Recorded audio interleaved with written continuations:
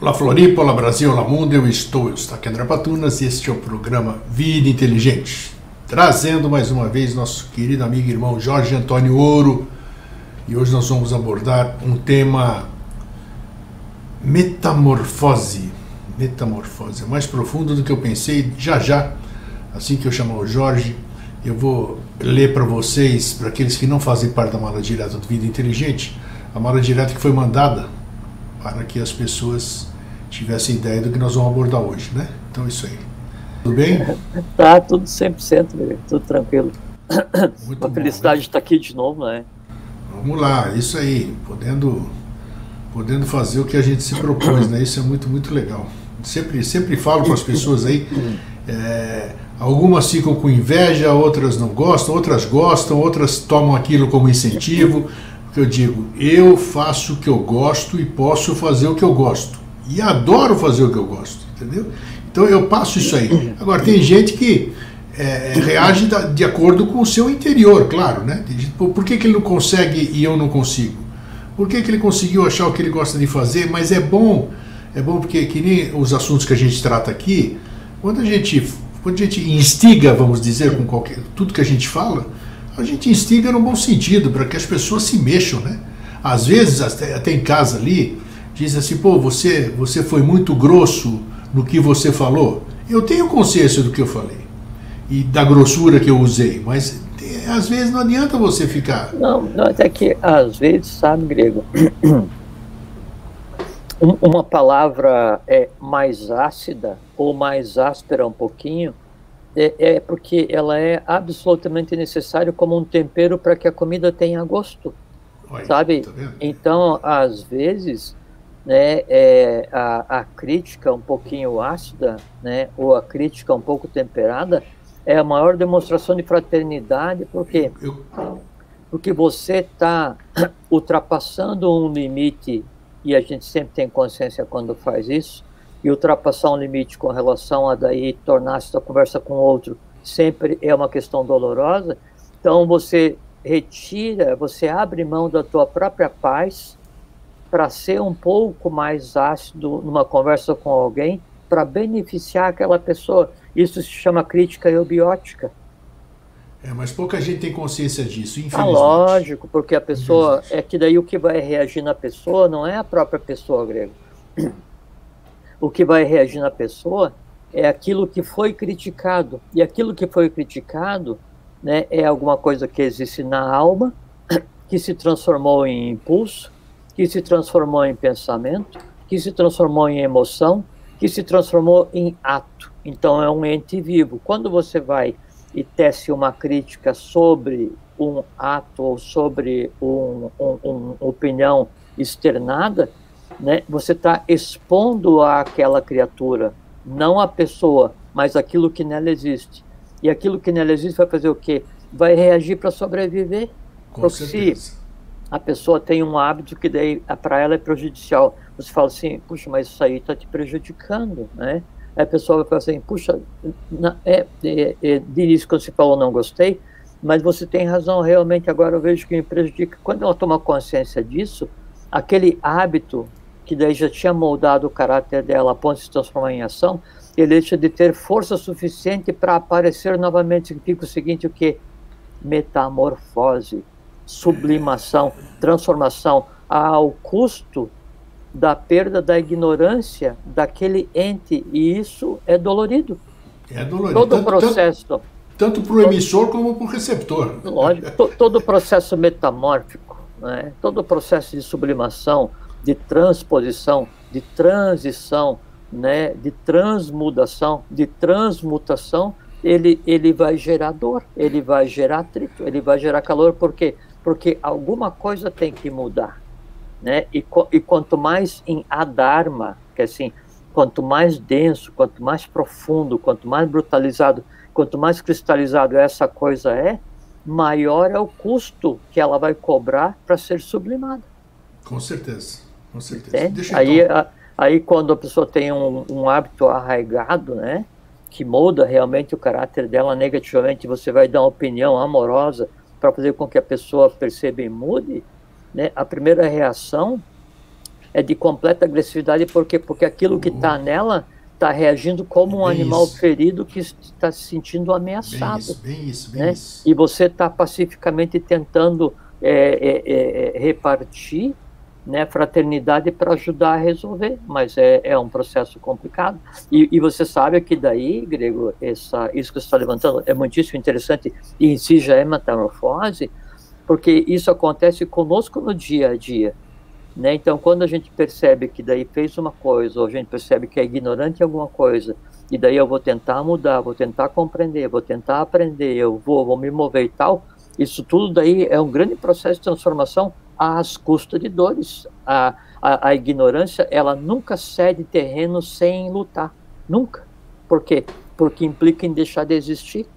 Porque a pessoa que tem em si uma ignorância, né? E ela vai adquirir um conhecimento que a esclareça, não vai existir o conhecimento e a ignorância. Existe um conhecimento que está no lugar onde até então a ignorância que mandava. Né? Alguém feneceu, a ignorância desapareceu. Então, a dor da transformação, a dor da metamorfose. Né? Uma vez compreendido isso, né? Aí nenhum ato fraterno gera represália. Uma vez compreendido isso, a possibilidade do ser humano viver em paz consigo mesmo é gigantesca. Agora tem que compreender isso, senão... Aí é que tá. Então é bom, ó, gente, atentos a essa primeira parte do programa. Isso que é gostoso, né? Porque não tem nada combinado, não tem nada escrito, não tem nada... Aparece o que tem que ser conversado. E eu achei importantíssimo a gente começar assim. Mas deixa eu passar agora, então, aquilo que eu falei por texto que eu mandei na mala direta. Deixa eu dar uma lida aqui, mano. O homem tem em suas mãos os meios de aperfeiçoar-se e, com o tempo, transformar-se completamente. Mas esta metamorfose deverá ser conseguida pelo esforço interior, por uma constante e sincera vontade de evoluir, transformando gradativamente seus atos, seus sentimentos e suas ideias, até alcançar uma perfeita harmonia nos 3 mundos, nos 3 corpos, ou por outra, que seus atos correspondam perfeita e harmoniosamente a um sentimento e a uma ideia. Uma das grandes causas do sofrimento humano é, sem dúvida, o desequilíbrio entre a ação, o sentimento e a ideia.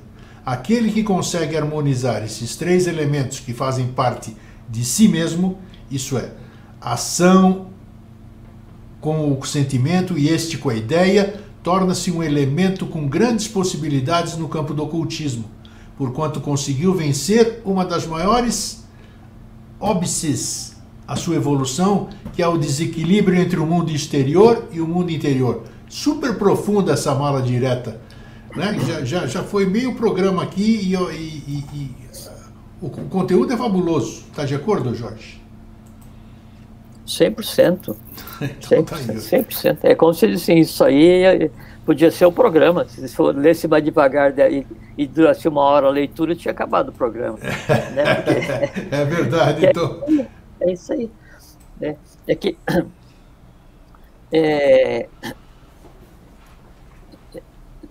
a primeira coisa, assim, quando a gente vai falar... Bom, então, primeiro, olá a todos, né? Isso aí. É uma felicidade estar aqui, é muito bom estar aqui, muito obrigado pelo convite de novo, Grego, é uma felicidade ver você, né?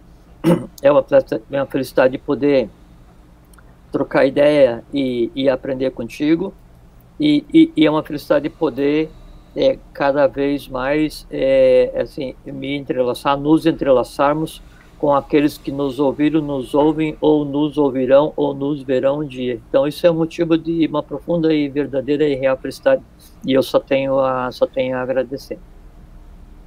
Meu nome é Jorge Ouro, e eu sou membro da Sociedade Brasileira de Eubiose. Para a gente compreender esse processo grego, só para fazer assim, um comentário ao que você disse, né, é uma parte uma parte do trecho que você leu. Bom, primeiro que o trecho é tão profundo, eu não consigo guardar inteiro na cabeça, né? Não dá. Porque tudo assim, essas leituras assim, essas escritas, em sânscrito fala esses verbos, né? Essas falas, então, esses verbos assim que trazem um conhecimento profundo, eles geram tal torvelinho mental que daí fica verdade. difícil. É como você querer abraçar um monte de beija-flor ao mesmo tempo, né? Você não vai abraçar nenhum e nem vai ver nenhum, né? Então, tem que se fixar em um e deixar que os outros voltem mais tarde, quando a coisa está mais calma. Então, assim, para se conseguir chegar ao conceito de paz, né? E aí, então, compreender que para chegar à paz, você tem que ter equilíbrio, né? A vontade, a inteligência e a emoção, que são esses três itens que você citou. Primeiríssima coisa que a gente tem que compreender é a profunda diferença que existe entre invisível e inexistente. Porque senão a gente toma por base que tudo que vai nortear a minha vida, que tudo que eu vou fazer, que tudo que vai me mover é aquilo que eu vejo. É como se todo mundo fosse aprendiz de São Tomé. Eu preciso ver para crer. Desculpa. É que tá frio, fiquei só de camisa, tá frio pra caramba, né? Então, assim, e hoje tá frio, né? Então, assim, o que é invisível, é não, visível, de visos, que é ver, né? E o evil é a qualidade. Então, invisível é a qualidade daquilo que não pode ser visto, ou visível é a qualidade daquilo que pode ser visto, né? Isso que é o invisível. Então, não significa que não existe. Existe é o ex sistere, né? Assim, o sistere é você fincar a posição, pá, é você ser visto, né? E o ex é externo, é sair. Então, existir assim, abre a cortina do teatro e você existir, você passa a existir, passa a ser visto, né? Então, o que existe, ele pode ser invisível ou não. E o invisível existe. Partindo desse princípio, para que a gente queira, então, fazer sublimação, metamorfose, usar a vontade, transformar, a gente tem que compreender quais são as coisas envolvidas. Eu tenho que compreender o que está acontecendo, porque se eu não compreendo o que está acontecendo, né, como é que eu vou chegar a um resultado? O grego faz aí um bolo. Deixa comigo porque eu sei fazer bolo, né? Então faz, mas daí não te deram nenhum elemento para fazer o bolo, não vai sair. Não. Agora eu te dou todos os elementos, faço assim, grego, faz aí um bolo. Aí eles falam assim, mas eu não sei fazer, não vai sair. Né? Então eu tenho que compreender os elementos envolvidos, saber como agem esses elementos, saber aonde eu quero chegar. E no momento em que daí eu sei que elementos estão envolvidos, eu sei como manipular, como manusear esses elementos, e eu sei aonde eu quero chegar, aí então eu tenho uma grande possibilidade, só um segundinho, eu tenho minha filha passou aqui, então eu tenho uma grande possibilidade, né, de conseguir chegar à compreensão dos processos que me deem paz, senão não vou conseguir. Né? Você citou a palavra ocultismo. Ocultismo eu mandei, não é... inclusive, deixa eu te interromper, eu mandei para você, enquanto você estava falando aqui, eu mandei para você o texto aí. Se você abrir o seu Gmail, você está com o texto na íntegra, se você quiser, inclusive. Não, mas eu prefiro não, que daí se eu for entregar para a leitura, quem vai tomar... alguma palavra aqui. Eu gostaria que você falasse o que está nessa chamada aí, eu gostaria que você citasse. Não esqueça de comentar sobre esses 3 mundos que está aí dentro desse texto. Depois você repete para mim, para eu não precisar ler. Então, porque daí se eu for ler, eu vou entregar o raciocínio para a mente concreta, daí esculhamba de vez a coisa toda, né? Então, a hora que você acha que dá para encaixar, você me fala. Aí você citou o ocultismo, né? O ocultismo não é aquela mística teúrgica, né? Você, então, lidar com as forças elementais, as forças da natureza, as forças ocultas, assim, e se você quer... assim, todo ocultista é um mago, né? É um místico, é um mágico, é um bruxo, essas coisas assim que o cinema, né, vende loucamente para todo mundo. Não. O ocultista, que é aquele então que se dedica a compreender as leis da natureza, o que ele vai fazer é o que a gente está conversando, né? Ele vai compreender o invisível, porque na hora que ele compreende o invisível passa a existere, passa a existir para ele. E aí, então ele vai e comanda as forças da natureza. Quais forças da natureza? Aquelas que em mim existem. Porque se eu não consigo controlar os elementos em mim, como é que eu quero controlar os elementos fora? Se eu não consigo mandar nem nos impulsos, nos instintos elementais que existem em mim, como é que eu quero comandar os elementais da natureza? Como é que eu quero, sabe, se eu vivo internamente em um inferno, como é que eu quero propagar o céu para repartir para todo mundo? Aí tudo passa a ser uma mentira, aí a paz inexiste. Tá? Então, isso é que é o ocultismo, é compreender o invisível para que o invisível se torne existente e, uma vez visível e existente, seja compreendido e colocado em prática. Ponto, só, mais nada. Né? E aí, esse processo, né, de compreender o invisível, de transformar o invisível em existere, em existente à vista, isso aqui é metamorfose. Isso aqui é transmutação. Isso aqui é sublimação. Todo o processo reside nisso. Todo o processo. É interessante. O ser humano, eu nunca esqueço aqui, eu não posso esquecer, eu acho que a metamorfose, claro, ela tem diversos sentidos, nós estamos pegando todos eles. Sim, está só esquentando a chapa para começar a metamorfose mais fabulosa, na minha opinião, assim, que eu acho uma das mais lindas para mim, da boleta. Não tenha dúvida, não tenha dúvida. Claro. E é uma simbologia muito interessante. Você pode abordar, inclusive. Porque a borboleta ela vai passar por uma fase ovo, por uma fase larva, por uma fase crisálida e por uma fase borboleta. 4 fases: ser humano, infância, adolescência, maturidade, velhice. 4 estações do ano, 4 pontos cardeais. Todo o processo quaternário que acontece com o ser humano está expresso na simbologia da borboleta. E o mais interessante, Jorge, é que você não pode interromper nenhum desses processos, senão você acaba com ele. É interessante, né? Puxa. Muito. Não, e também é assim, você sabe que daí, minha filha de novo entrando aqui, só um pouquinho. É filho, né?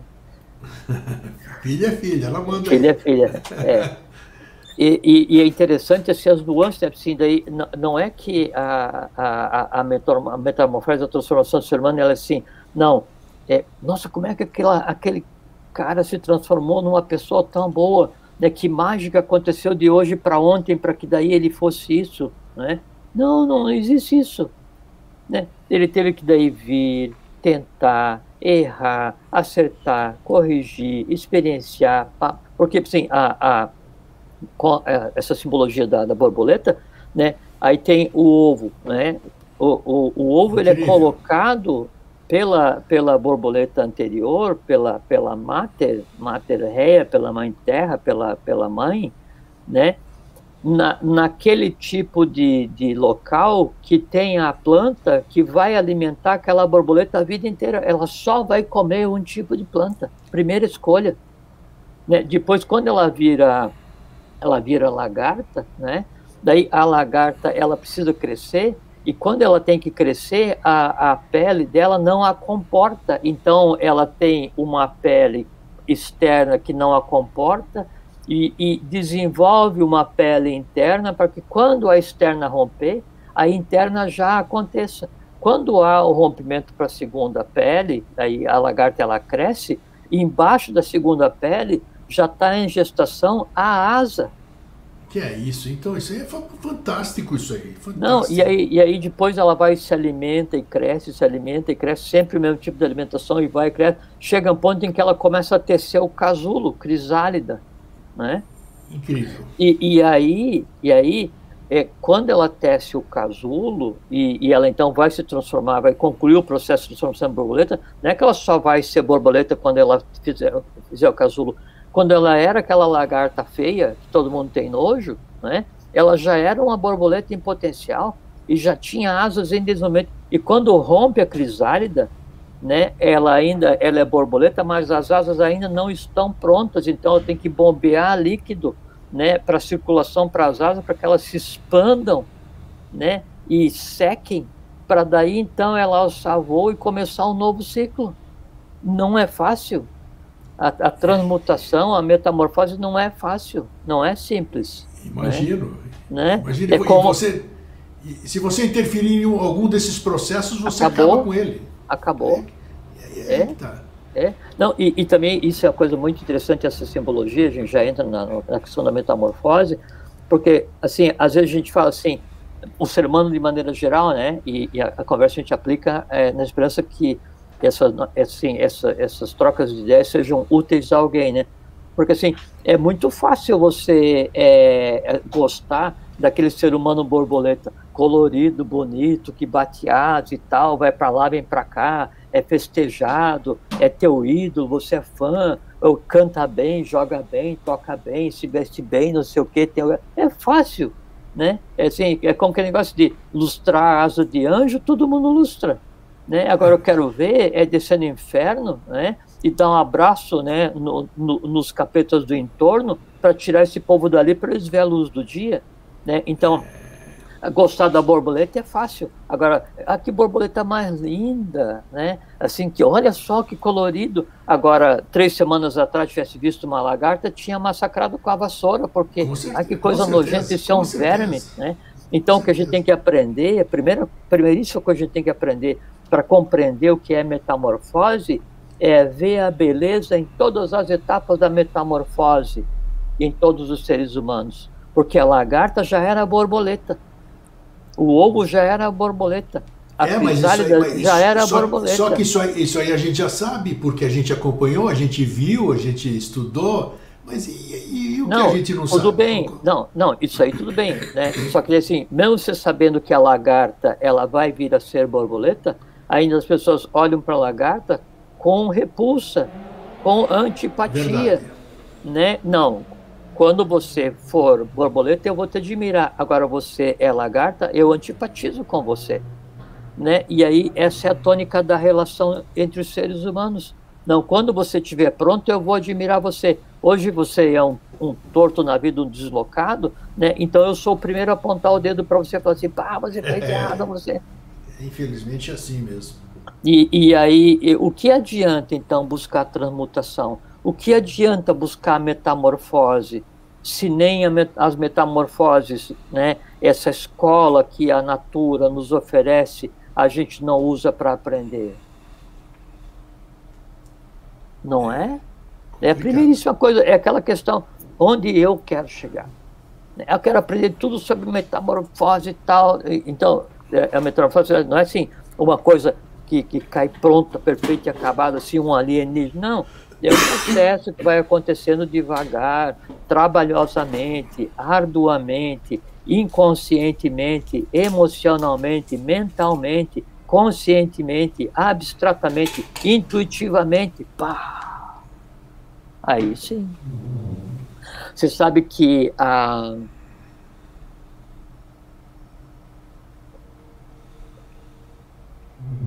apoteose,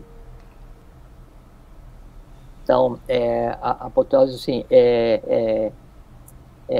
a apoteose é apo, né, que é separar, né, theos, que é Deus, divindade, né, deuses, né, e o oses, que é ação. Então, a apoteose é a ação de separar alguém, elevando-o em direção à divindade.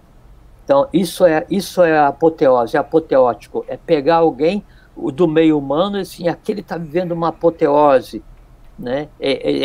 Então ele compreende os deuses, ele vive no meio dos deuses, ele contempla os deuses. Onde ele vai contemplar os deuses? Onde ele vai viver no meio dos deuses? Onde ele vai ser igual aos deuses? Nele próprio. Então a primeira apoteose é interna, e só acontece quando a paz for construída. E a paz só é construída quando as metamorfoses não geram mais calor nem ruído. Sem apoteose, não tem metamorfose. Sem metamorfose, não tem apoteose. Porque a apoteose, né, a gente conhece como um clímax, né? É a melhor coisa que pode acontecer, é uma apoteose. Né? Mas é que esotericamente, em termos de mistério, sim, e etimologicamente, apoteose é isso. É quando você se separa do mundo que te cerca e se eleva em direção a Deus, assim, apoteosis, né? Então, apoteose. Da mesma forma, aí você pega metamorfose, né? Então, você tem meta, que é além, estar além, né? Metamorfe, forma, né? Sim. E o osis, que é ação. Então, a metamorfose é aquilo que é aquele verbo, aquele som que define uma mudança de forma, né? Mas aí, hoje, quando a gente fala metamorfose, a gente logo pensa e aplica aos insetos, aos animais, e esquece, né, de verificar e de tentar compreender e de ver, né, aquela unidade na qual o volume de metamorfoses é gigantesco a cada dia. Em quem? No ser humano. Né? Essa metamorfose, essa transformação acontece em cada um de nós a nível celular todos os dias, a nível hora, vital, todo momento, sim. Direto. Nós somos um conglomerado de metamorfoses entrelaçadas, né? Circunscritos por um mundo prânico ou vital, né? A caminho de ter consciência de si mesmo. E por que então, isso não é tão... Não tem uma música do Raul Seixas que é Metamorfose Ambulante, não é? Eu preciso ser essa metamorfose ambulante. Eu prefiro ser essa metamorfose ambulante do que ter aquela mesma opinião formada sobre tudo. O cara era muito bom. Era muito bom. Maluco Beleza era sensacional. O cara era bom. Então, eu nem tinha me lembrado disso, mas então o termo metamorfose ambulante, perfectos. Né? Então, sempre em processo de transformação. Agora, por que Jorge, por que não processa, você já continua, eu sei que você não vai perder a coisa, mas por que ele não é tão espetacular no ser humano, ou o ser humano não percebe isso, não consegue ver? Não percebe. Porque não tem nem comparação, eu pensei nisso antes de começar o programa, porque quando se apresenta o tema, eu começo a trabalhar com ele, pensar nele.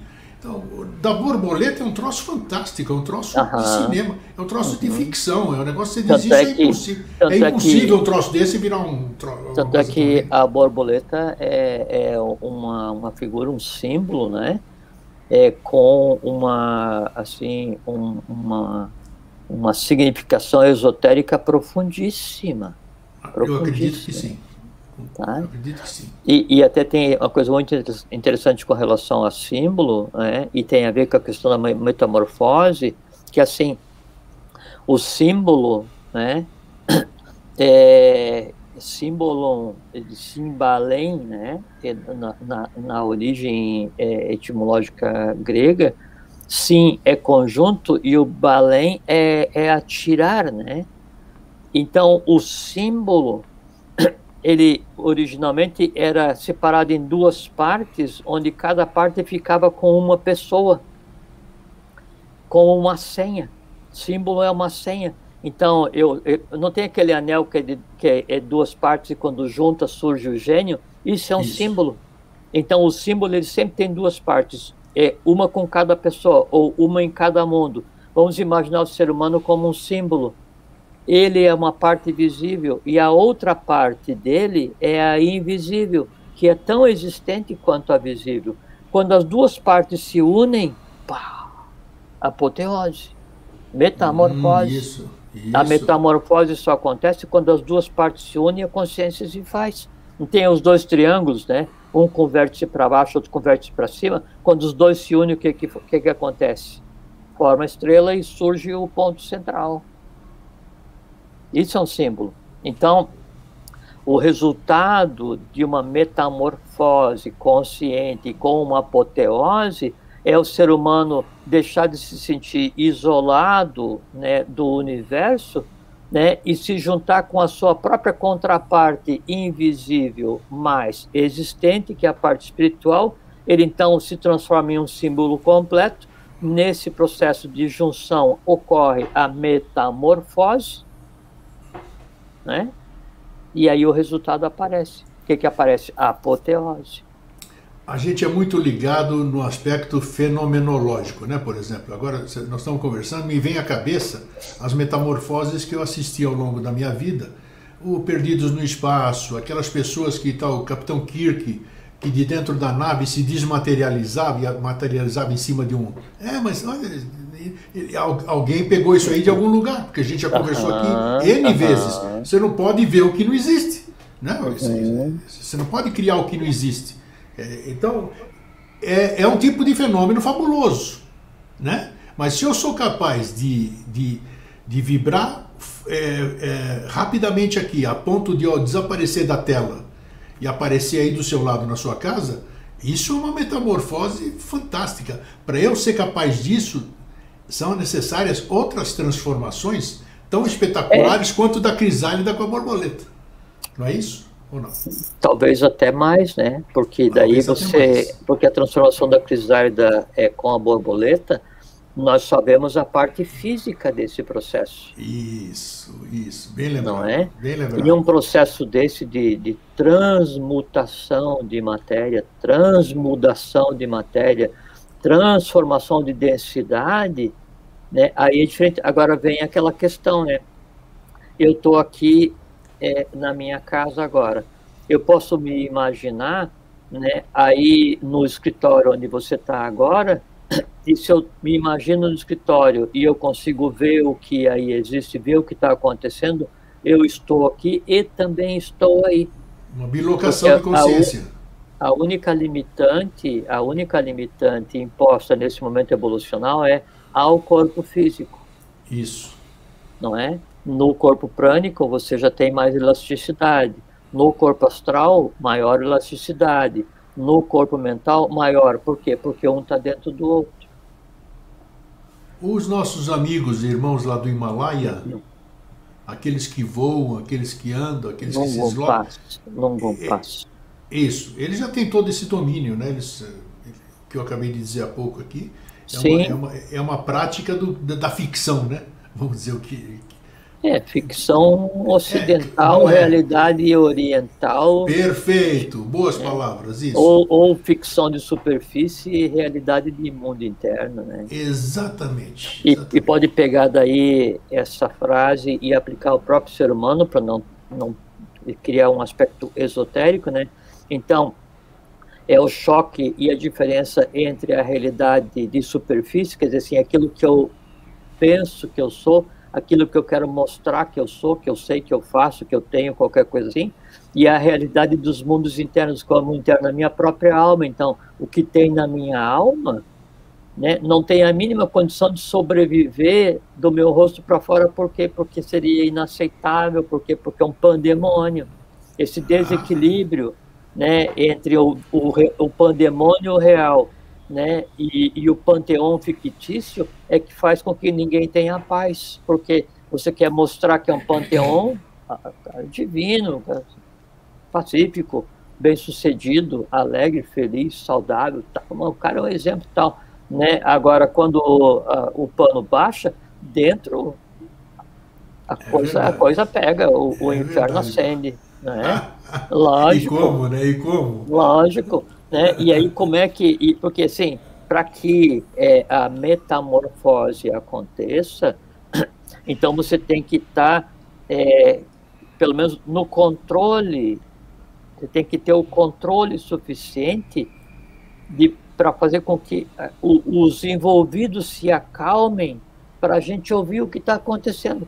Grita um daqui, grita outro dali, grita outro dali. Não, gente, espera o seguinte, calma, vamos baixar o tom de voz. E aí cada um fala de uma vez para a gente tentar ver o que está acontecendo e decidir. Isso tem que acontecer na alma de cada um para que a metamorfose aconteça, né? E aí para que então isso possa vir a acontecer, eu tenho que ter a primeira coisa que você falou, que é o exercício da vontade, né? Então, quando eu faço com que os elementos em mim se acalmem, para daí ver o que vai acontecer, então pode ser que a paz seja conseguida, senão não vai ser conseguido nunca, né? Senão é um pandemônio o tempo inteiro, é um pandemônio vestido de panteão, né? Ou um capeta de paramento. É verdade, branco, é verdade, não é? é verdade. E aí não adianta nada, porque uma das grandes metamorfoses da nossa vida é a morte. Essa bem tocado, bem lembrado. Não, e assim, você vai passar por um processo de metamorfose com a borboleta, você daí vai perder a casca, né, da lagarta envolta pelo fio da seda, ou que seja da crisálida, né? E aí vai ressurgir com a borboleta. Então você deixa de ser prisioneiro da árvore, né? E veja como é uma coisa assim, enquanto você é borboleta, você destrói a árvore. Enquanto você é crisálida, você destrói a árvore, você come a planta.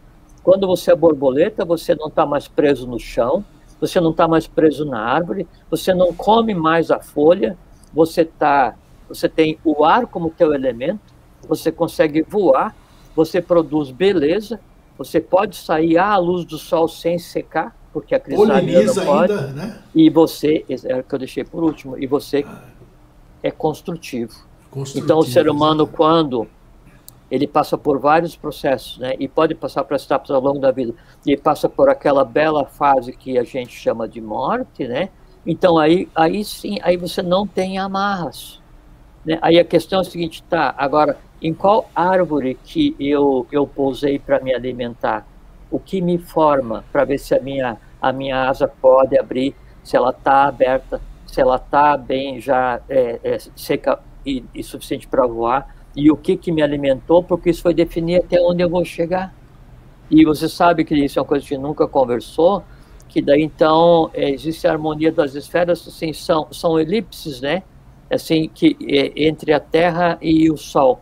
E as almas, dependendo da sua tônica, elas orbitam nessas elipses. Então, quanto menos forte a asa, quanto menos forte a musculatura, quanto menos bela a borboleta, quanto menos translúcida a asa, mais próximo da superfície é a elipse que eu vou habitar, e aí, por decorrência, maiores os ventos e maior o torvelinho vai me levar a existir novamente. Aí você passa por uma metamorfose, vira borboleta, vai existir durante um tempo, né? E aí chega um momento em que daí você vai colocar um outro ovo, para que daí venha a nascer uma outra borboleta. Essa outra borboleta é você em nova fase, você nasce de novo. Nasce de novo. É interessante a analogia, assim, fica bem inteligível, assim, né? Você sabe que tem daí o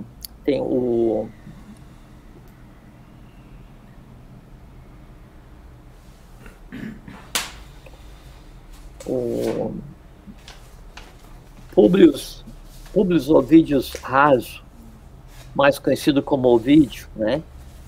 O Ovídio nasceu, foi no século I, né? De 47 a 18 a.C. foi a época que ele viveu, um romano, né? E aí escreveu muitas obras, mas ele escreveu uma obra chamada Metamorfoses. Ah, é?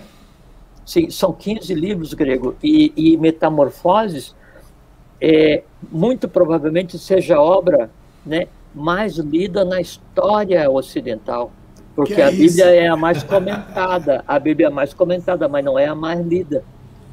Não é? Esse livro ainda a gente acha ou não? Sim, são 15 volumes grego, né? E esses 15 volumes de Metamorfoses é uma poesia esotérica. Então, ele fala dos mistérios, como todos os gregos, né?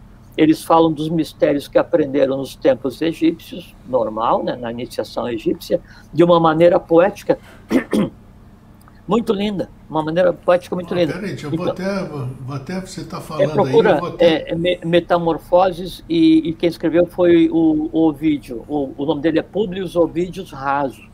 Né? Eu vou fazer aqui esse livro, o Metamorfoses, ele foi publicado quase 700 anos depois que ele morreu, né? É desconhecido, foi publicado no século VIII, né? É uma coisa muito interessante. Eu recomendo para quem quer ter uma visão esotérica da questão da alimentação, do vegetarianismo.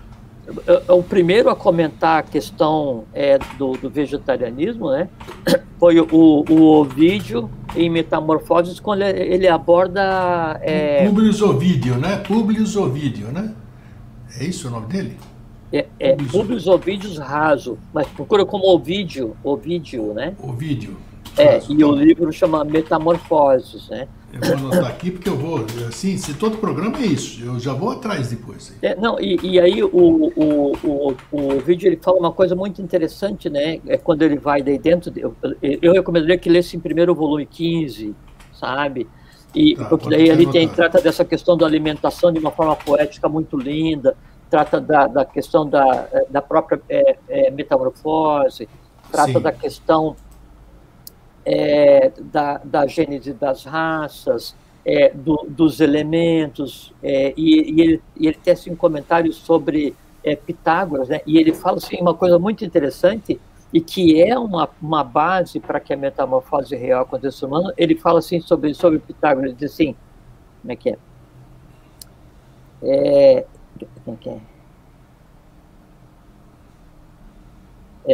Então, o vídeo no livro 15 de Metamorfoses, falando sobre Pitágoras. Assim, ele, Pitágoras, né, na inteligência, né, ele era parelho aos deuses.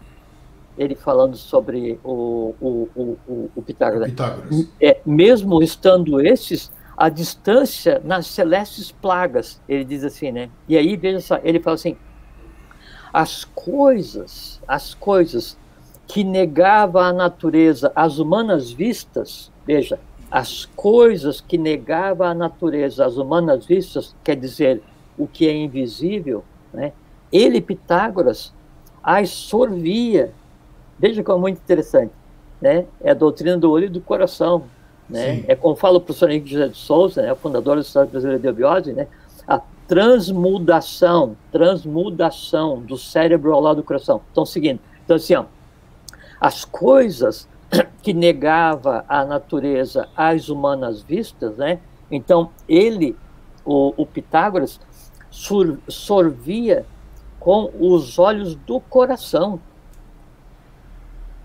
Veja como é interessante. Então, ele compreendia o invisível através do coração.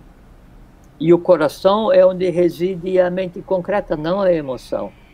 Mas você, falou você falou um dia uma frase que me matou na cabeça. Matou não, eu guardei como é que é. Sentir com o cérebro e pensar com o coração? Quem falou um negócio desse assim? Isso é a base da doutrina do olho e do coração. Ah, é? O cérebro só faz isso. Aí não tem lógica. Aí que tá. O pensar com o coração e sentir com o cérebro é porque o coração é o cérebro do sul e o cérebro é o cérebro do norte e o cérebro é o coração do norte e o coração é o coração do sul. Nos dois circula prana. Prana é eletricidade universal, é amor universal, que nome se queira dar. Quando acontece a metamorfose, a transmutação, a união dos dois, né? Aí então é que surge um novo estado de consciência. Ah, olha aí, tá vendo? Essa é a metamorfose. Já é um mecanismo aí, ó. Por isso que daí então o vídeo ele diz sobre o Pitágoras, né, assim, as coisas que negava a natureza às humanas vistas, ele as sorvia com os olhos do coração. Ele via, ele compreendia com o coração. Ele diz assim, ó, e tão logo decifrasse a tudo no espírito e com o vigilante escrutínio, e tão logo decifrasse tudo no espírito e com o vigilante escrutínio, ele juntou aí o cérebro com o coração, o que acontece? Oferecia o que aprendia a todos. Bacana. Doutrina do olho e do coração é o âmago do que é a metamorfose, é o símbolo do que é a metamorfose. Então, isso está no livro 15, né, de Ovídio, chamado Metamorfoses, no capítulo onde ele fala sobre Pitágoras. Já vou É uma leitura, eu recomendo uma leitura muito interessante, cifrada, obviamente, né? É uma coisa Cada um poética, no seu nível de entendimento. É uma coisa poética, mas assim, é quase uma poesia esotérica, né? Ali Pitágoras fala de uma encarnação anterior dele, quem foi e tal, tem uma Maia, coisa muito linda, né? Então, esse processo de transmutação, essa união do cérebro com o coração, é que é necessário para que o equilíbrio venha a acontecer. Quando o equilíbrio acontece, né, aí a resultante é a paz. E quando a paz acontece, você consegue, então, partir para a metamorfose na elipse seguinte. Então, é como se fosse uma ascendente, então, você resolve o mais denso, aí você sobe, resolve, sobe, né? A escada de Jacó, ou que simbologia cada um queira dar, chega a um ponto que acontece apoteose. Apoteose. Claro. O destino de toda metamorfose é a apoteose. É verdade. Você começa a raciocinar e chega nisso. Você pega o mito da Fênix, né? Que a Fênix é uma tradição egípcia, né? Surgir das cinzas, né? Isso das cinzas aparece bem depois, porque a Fênix originalmente ela é ligada ao Sol, né? Tá. E depois, então, nos mitos esotéricos, ela passa a ser vista e operando junto com uma salamandra. Salamandra é um elemental do fogo, né? Aí depois, então, assim, mais recentemente, é que ela é associada à questão do fogo, porque originalmente, né, a Fênix, quando passava o período de vida dela de 500 anos, 5 ciclos, né, com relação ao quinto momento atual, né, daí então ela se recolhia, se incensava com mirra, com canela, né, e ela ficava só no alto de 2 tipos de árvore, né, e um desses tipos de árvore, né, era a tamareira, a palmeira que dá a tâmara, né, e uma parte do nome científico da tamareira é fênix, né, e então a origem do próprio nome de fênix vem disso, ou do nome egípcio, que daí era de uma ave ligada ao culto solar, né, ou através dos gregos da questão da fênix, que se referiam à cor dos fenícios, né, como rubros, também. Mas era não porque os fenícios fossem rubros, né, não como descendentes atlantes, mas já não eram mais rubros, né, porque a raça rubra atlante ela foi anterior, mas é porque os fenícios produziam tecido rubro, e aí então o nome do tecido deu nome aos fenícios, né. E também daí tinha um termo grego parecido com fênix, que designava uma ave magnífica. A fênix, então, ela pousava no topo da palmeira, né, se incensava, canela, mirra, né, e aí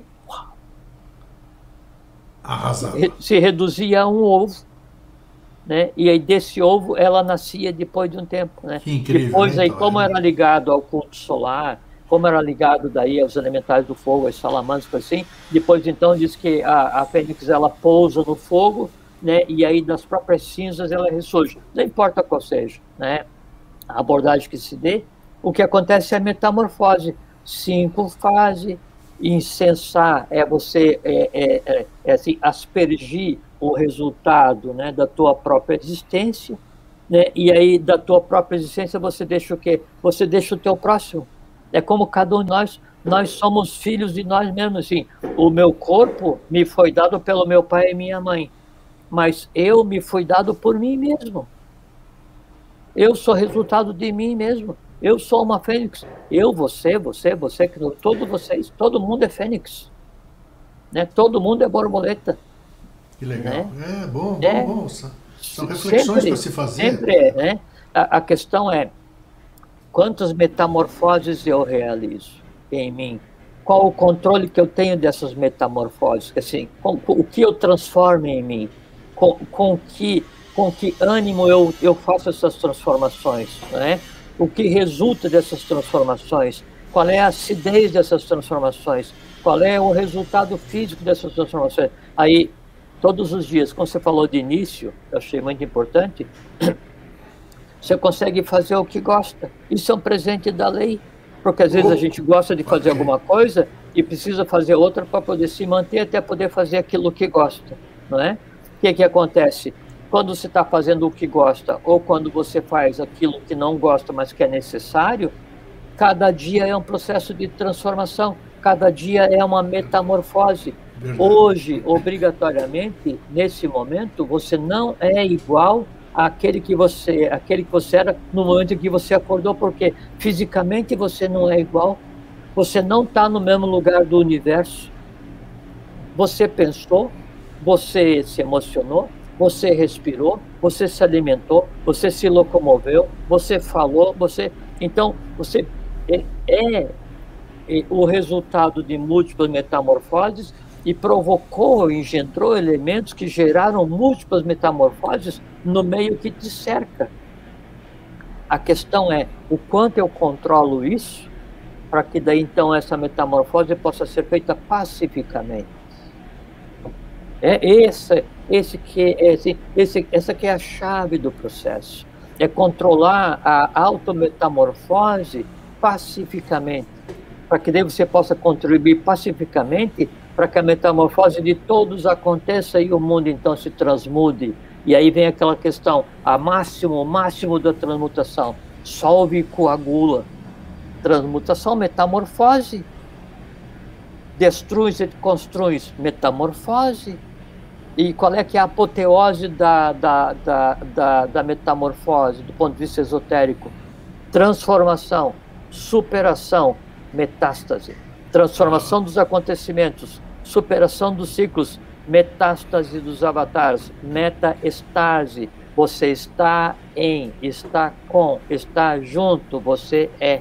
E aí você, tendo passado por todas as etapas da metamorfose da iniciação, da metamorfose avatárica, você passa a ter residente o resultado, o lápis filosoforum, a suma matéria de todo o processo metamórfico humano, que é você adquirir um dom que te compete, que te habilita a viver no mundo avatárico, no mundo do futuro, no mundo de paz.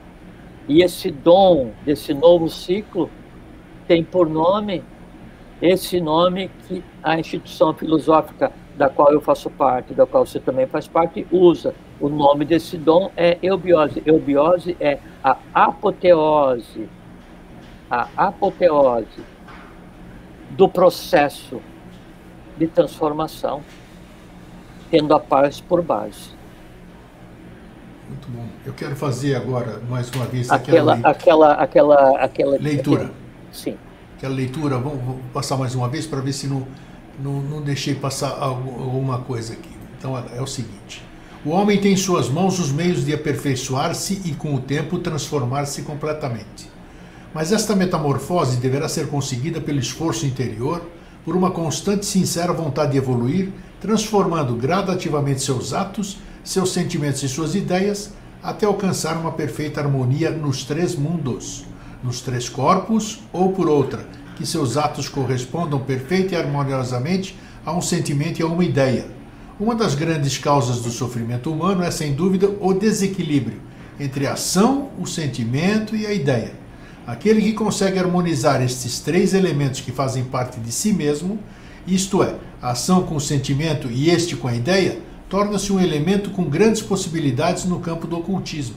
Portanto, conseguiu vencer uma das suas maiores óbices, a sua evolução, que é o desequilíbrio entre o mundo exterior e o mundo interior. Em síntese, nós falamos quase tudo já. Nós falamos tudo. Falamos tudo, exatamente. E essas três forças, né? Então, é a vontade, inteligência e emoção.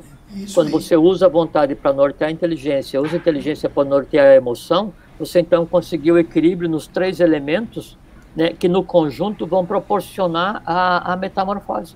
Então tem a lei da transformação da matéria, do Antoine Lavoisier. Na natureza nada se perde, nada se cria, tudo se transforma, né? Perfeito. E o Lavoisier é um cientista assim, danado de bom, né? E aí ele foi guilhotinado, né? E na Revolução, né? E só um parênteses, aí o cientista da época, que ele tinha assim, estabelecido as bases da química, uma porção de coisas. Aí escreveram lá pro cara lá responsável da Revolução Francesa, bom, mas salve o Lavoisier, porque ele é um grande cientista. Daí o cara disse assim, não, a França não precisa de cientista, e mandou guilhotinar o cara no outro dia. Que é isso, né? Que é isso. Então, o Lavoisier falou assim, na natureza nada se perde, na natureza tudo se transforma, metamorfose, né? Só que daí você pega esse livro que eu conversei com vocês agora, o Ovídio, né? Daí, no século I antes de Cristo, está escrito exatamente a mesma coisa. Incrível, exatamente, né? A mesma coisa. Que, assim, que a forma não se mantém. A forma não se mantém. Mas que a natureza, ela renovadora, ela transforma uma figura em outra. Né? Provendo a metamorfose, mantendo a matéria, mantendo a consciência se mantém, muda a forma.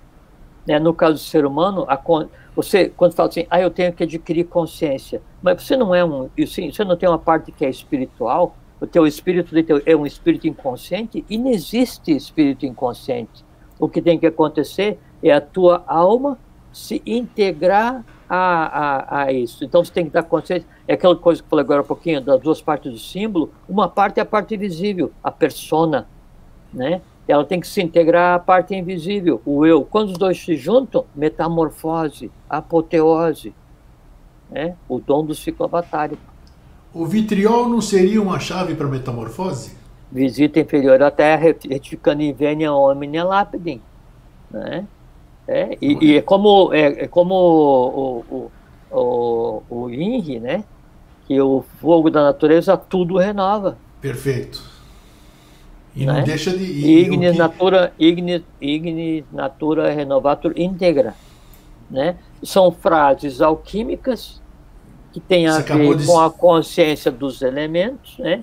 Porque cada transmutação é uma metamorfose, e aquela questão, o alquimista ele fica procurando a metamorfose dos metais. Metais são inteligências, são consciências que evoluem, tem exatamente da forma como vegetais, com animais, com tudo, né?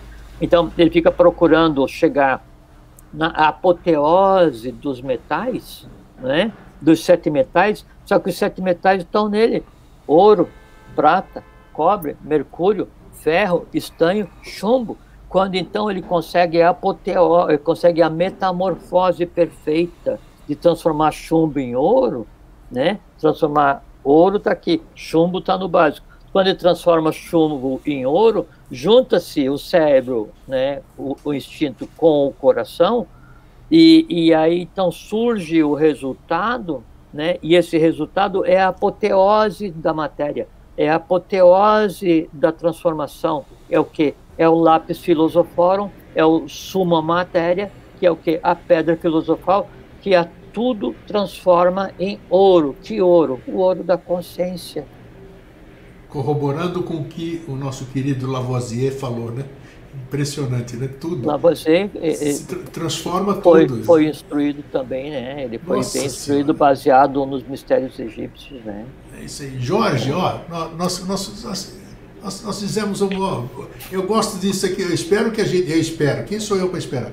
Mas eu espero que a gente possa continuar o tempo que for necessário, né? Porque é muito legal, assim, a gente percebe que não tem nada novo, né, na verdade? Não tem. O que faltavam eram chaves, exatamente essas chaves para você ligar. Como é que eu não, até para quem segue as religiões, então, assim, tem uma máxima na Bíblia que é a máxima da metamorfose: do pó viestes e ao pó voltarás. Pó voltarás, tá aí. Né? Isso aí, porque você molda tudo ali, é fantástico, realmente é muito legal. Dentro das grandes metamorfoses cósmicas, né, há várias outras metamorfoses. Então, tem uma metamorfose que é a vida inteira, mas tem outra metamorfose que é aquela que acontece a cada minuto, a cada segundo, a cada pensamento, a cada respirar, a cada movimento, a cada emoção. Então, grandes transmutações. Aquela grande máquina cósmica acontecendo e tudo mudando,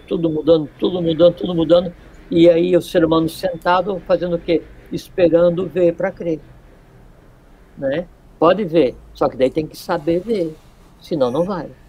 E legal, enquanto a gente vai conversando assim, aparece muitos Évreka, o Eureka, né?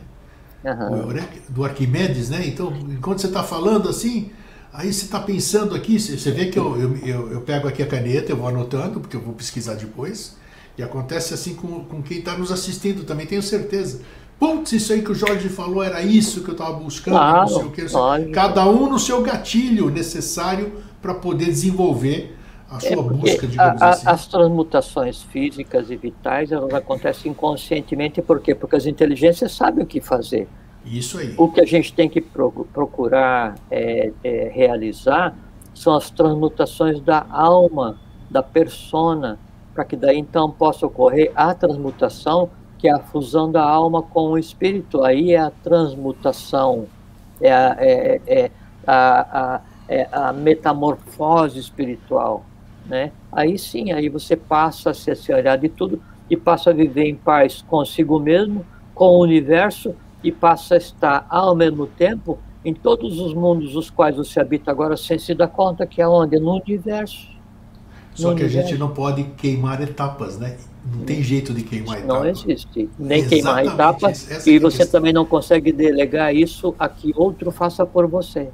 Perfeito, perfeito. Por isso que eu gosto de A, você, viu, seu Jorge eu também Antônio? gosto de você.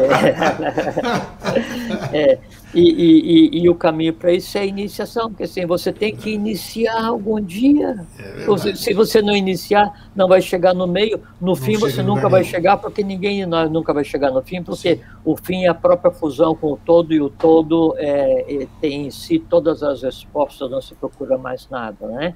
Mas a gente tem que caminhar para quê? Para ser dono do próprio processo, para compreender a própria vida, para se assenhorar dos elementos envolvidos, para poder realmente agir com o elemento transformador de si mesmo, da humanidade e do mundo. Foi para isso que nós nascemos e é para isso que nós estamos existindo agora, nesse momento. Perfeito. Só me resta te dar tchau, porque pô, foi brilhante, Então, pô. tchau. Muito legal, brother. Muito bom. Te agradeço mais uma vez pela. Imagina, obrigado a você pela oportunidade e obrigado pelos assuntos que você escolhe Não, para não, conversar, né? bacana, porque é legal. Existe uma mágica, uma metamorfose por trás disso tudo aqui, né? O tema, o desenvolvimento do tema, os insights que vem no tema, tem muita coisa envolvida e a gente vai percebendo isso. É bacana quando você percebe isso aí, né?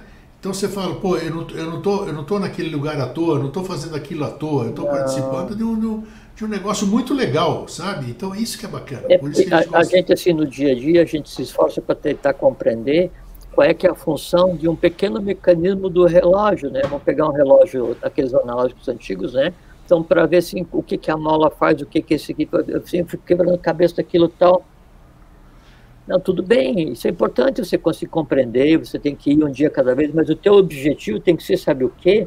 Sentar para conversar com o relojeiro, o cara que fez esse Exato, o negócio. cara que fez isso, Então, eu quero exatamente. conversar com o relojeiro, mas só que antes, para eu ter assunto, para eu ter código de linguagem, eu tenho que entender a obra dele. Vamos pegar a divindade, o cosmos, o universo. Qual é a obra do divino? Qual é a obra do universo? Você, vocês, eu. Então, primeiro eu tenho que me entender, para daí então eu poder sentar com o relojeiro. E daí eu vou ficar muito surpreso,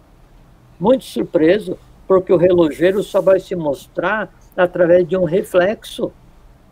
Aí, fala o professor Henrique de Souza, a única forma de ser eu compreendido e sentido é cada um de vós seres um reflexo de mim mesmo. Aí você está sentado fraternalmente, amorosamente, amigavelmente, calmamente, né? E apoteoticamente ouvindo o relojeiro. Hoje você abusou Aí das você compreende, sabe o analogias. quê? Aí você compreende, sabe o quê? Porque quando ouve o relojeiro, você compreende, sabe o quê? O tempo grego. E aí, quando É você isso aí. consegue compreender o tempo deixa de existir e você se senhora da matéria, porque o tempo é só a expansão da consciência na matéria. Hoje você abusou, hein? Tô brincando. Muito legal. Tchau, meu brother. Até a próxima semana. Aqui. Fiquem bem, fiquem em paz e felizes metamorfoses para todos vocês. Muito bom. Valeu, um abraço. Gente, esse moço é uma fera, né? É legal. Tem vezes que assim que a coisa encaixa tão legal, flui legal. Isso que é bacana. É deixar, é confiar. É confiar. Você não pode entrar em alguma coisa desconfiando. Você tem que entrar, já que você se propõe a fazer alguma coisa, faça de corpo inteiro, seja você inteiro, permita-se, né? Entre numa energia una e daí a coisa flui como fluiu esse programa de hoje. Tenho certeza que você vai gostar, que você gostou. Então a gente sai daqui inteiro, gostoso, preenchido. É isso aí. Fraterno abraço e um feliz sempre. Tchau.